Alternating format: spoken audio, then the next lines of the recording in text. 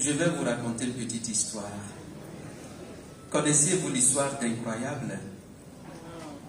Vous connaissez l'histoire d'Incroyable? Non.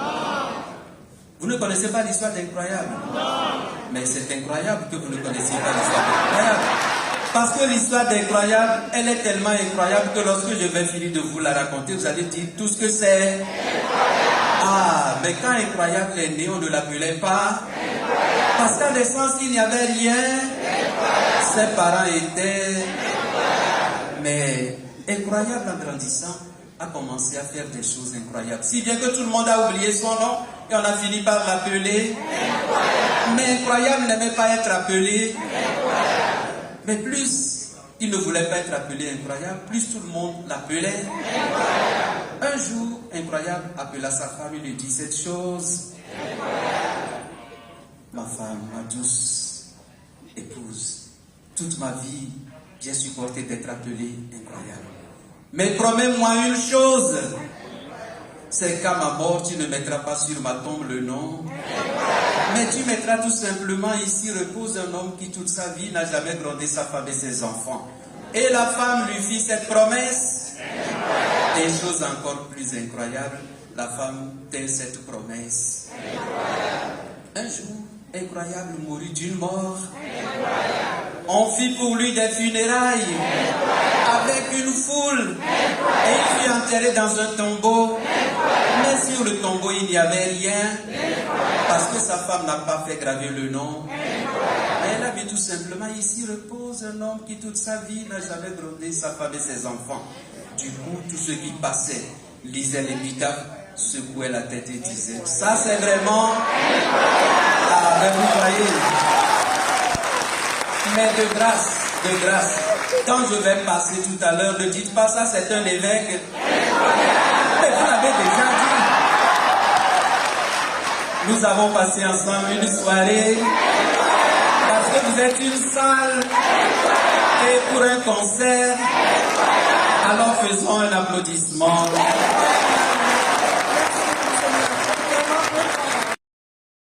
De manière particulière, je veux inviter les responsables religieux à une conversion de leur vie et de leur ministère. Par la bouche du prophète Osée, le Seigneur déclare: mon peuple périt faute de connaissance. Puisque toi, tu as rejeté la connaissance, je te rejetterai de mon sacerdoce. Puisque tu as oublié l'enseignement de ton Dieu, à mon tour, j'oublierai tes fils.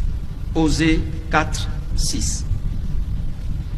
Si l'Afrique va mal, c'est notamment parce que certains de ses guides ont travesti leur mission et transformé leur vocation en une recherche de gains faciles. Ne vendons pas des illusions aux populations qui viennent vers nous. Soyons plutôt honnêtes et courageux dans l'accomplissement des charges reçues de Dieu. Il y a quelques mois, au cours d'une homélie prononcée au grand séminaire Saint-Jean-Paul II, je déclarais ce qui suit, aux séminaristes bien entendu.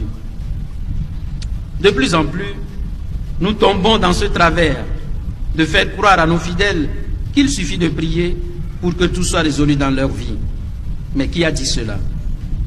Qui a dit qu'il suffit de prier pour que sans aucun effort, tout soit résolu dans la vie de l'homme? Ne soyons pas des marchands d'illusions. Je le répète, ne soyons pas des vendeurs d'illusions. Notre peuple est en train de se dépersonnaliser. Nos églises sont remplies de gens qui crient à longueur de journée, mais qui ont démissionné de leurs responsabilités. Dieu ne viendra pas changer notre société à notre place. Nos peuples croupissent dans la misère et nous disons à l'église, prions que le Seigneur nous délivre de cela. Mais la délivrance viendra d'où? Nous avons une forme de prière qui dépersonnalise les gens. Dites à ceux qui viennent à vous qu'il n'y a pas de prière miracle qui va résoudre les problèmes à leur place. Dieu nous donnera des opportunités. Il nous appartient de les saisir pour transformer la réalité. On ne veut plus rien faire et on demande à Dieu de venir tout faire à notre place. Et qui sont ceux qui enseignent cette forme de prière? C'est nous. Non. Ne faisons pas de notre peuple un peuple de paresseux. Il arrive parfois qu'on se retrouve devant des situations qui ont besoin simplement d'un peu de volonté, mais on se contente de prier et on s'en va, comme si l'on avait tout fait. N'enfermez pas vos fidèles dans des prières refuges. Ouvrez les portes pour qu'avec la grâce de Dieu, ils puissent agir. Pourquoi Jésus ne s'est-il pas enfermé? Pourquoi n'est-il pas resté sur la montagne toute la nuit et toute la journée à prier pour que Dieu convertisse les gens? Pourquoi est-il sorti pour prêcher la bonne nouvelle? Pourquoi a-t-il guéri lui-même si l'unique solution était de se mettre à prier pour que tout soit résolu? La prière ne remplace pas notre responsabilité. Elle la renforce pour que, puisant en Dieu notre énergie, notre lumière et nos convictions, nous puissions agir sur la réalité. Retenez bien cela.